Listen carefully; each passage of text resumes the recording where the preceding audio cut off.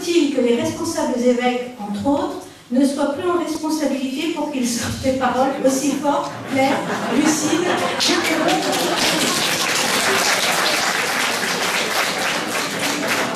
je savais que c'était un talent.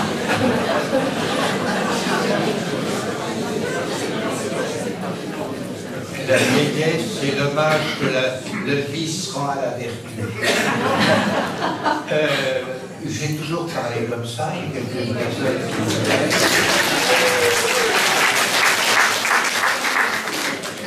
Donc la question est sans objet. Alors, on vous donne un conseil. Vous devriez ouvrir un séminaire pour enseigner aux futurs prêtres l'importance du baptême et de la place réelle des baptisés dans l'Église. Car vraiment, on a du mal avec certains jeunes prêtres.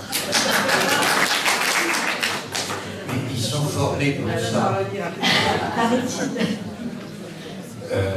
La question est extrêmement grave. Pour avoir des vocations, on resacralise. Mais par le fait même, on aurait isolé les prêtres. Et ils ont une fragilité considérable et d'un équilibre psychologique intérieur problématique. La situation est très embêtante et le malheur est que lorsque quelqu'un est formé comme cela, l'évolution est très difficile. Alors, il est pas mal de choses sur le baptême. Alors, le baptême est ce qui fait de nous des chrétiens, pas moins que l'archevêque. Pourtant, quelqu'un dit, il me semble que Vatican II parle d'une nature différente. Que dit-il? Mais ça va de soi. L'image paulinienne, c'est l'image du corps. Bon, avec la physiologie de son temps. J'ai montré pour la tête. Donc il savait bien que l'estomac stomaquait, que le cœur battait, que le poumon respirait. Bon, ça ne pose pas de problème métaphysique.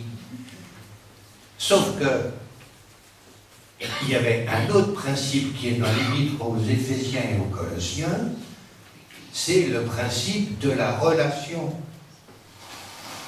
Or, la relation ne peut pas être identique aux organes qu'elle relie.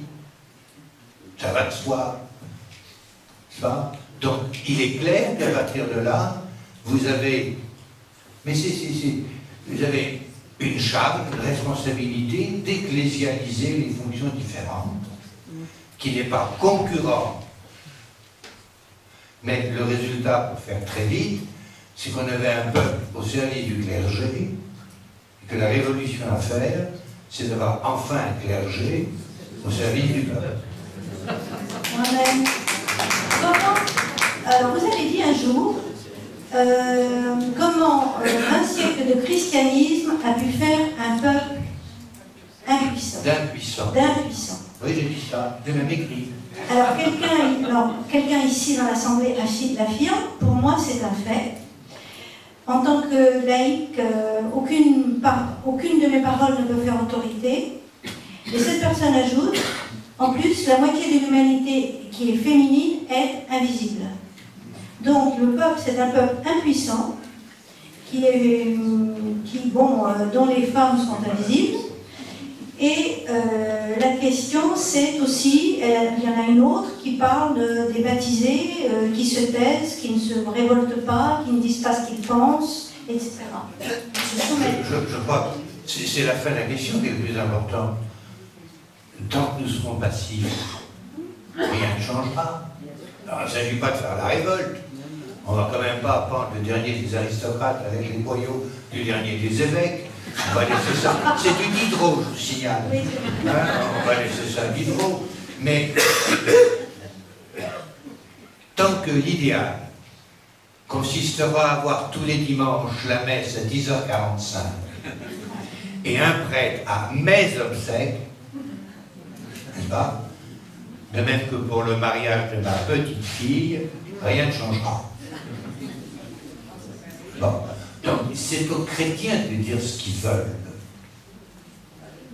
Et je trouve que là-dessus, il a fallu... On y arrive à savoir. Il suffit d'avoir un diocèse qui est le vrai, réel conseil, élu, et qu'on entende ce que disent les conseils. Alors, à partir de ce moment-là, les choses changent. Mais tant que le peuple de Dieu continue à subir un fonctionnement qui est à peu près aussi proche de lui que les horaires de la SNCF de ses usagers, rien ne changera. Et si ça fait je pars, pour ça je veux dire, toute allusion discrète. Elle est une dernière question. 10 minutes encore. Je tiens là. Donc, il y a pas mal de questions sur le baptême. Quelqu'un dit que il pense que Jésus n'a probablement pas baptisé et il voudrait savoir comment éviter la confusion de sens, entre autres, avec le baptême de Jean, et peut-être que, je ne sais pas si c'est le moment pour vous de répondre à ça. Il dit autre chose. Pourquoi continuer à lier, à dire que le baptême fait de nous des enfants de Dieu, puisque chaque humain l'est depuis toujours, baptême ou pas? Ah non, là je ne suis pas du tout d'accord. Non, parce que vous rendez la foi obligatoire. Précisément, l'existence du baptême, on ne naît pas chrétien, on le devient, fait du christianisme la liberté fondamentale. Vous avez le droit de ne pas être chrétien, la preuve, vous ne naissez pas chrétien.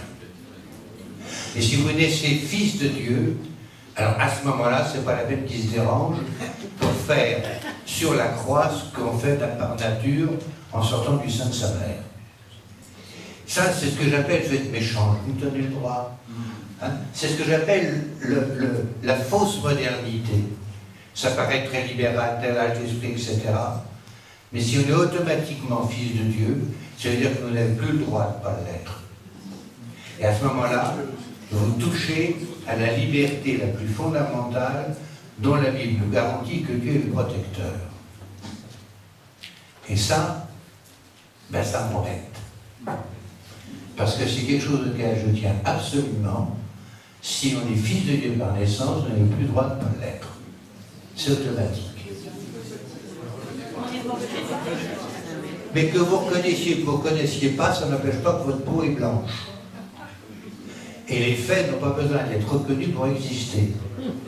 Et ça, mais vous rentrez là dans les logiques, je sais bien, mais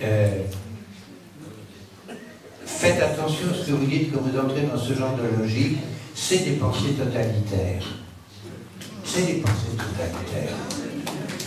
Non, ça ne mérite pas d'applaudissement, c'est une autre forme de totalitarisme. L'importance du baptême.